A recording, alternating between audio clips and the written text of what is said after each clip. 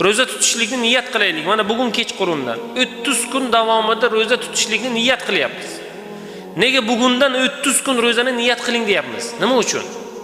Mabodo ertaga saharlikka o'rganmaganmizda.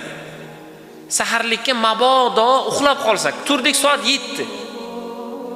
Nima edi? Bugun biz Ramazonni birinchi taroveh kuniga necha kun rozani niyat qiluvdik?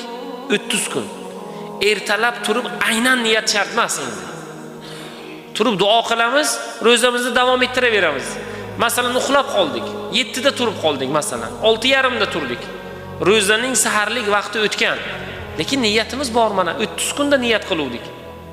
Shu niyat bilan inshaalloh davom ettiramiz. Mabodo uxlab qolsak. Ya'ni uxlab qolgan kuni endi men kech qoldim, roza tuta olmayman, endi saharlik qila olmadim demang. Saharlik qilmagan bo'lsangiz ham Alloh o'sha kuni sizga kuch-quvvat beradi inshaalloh.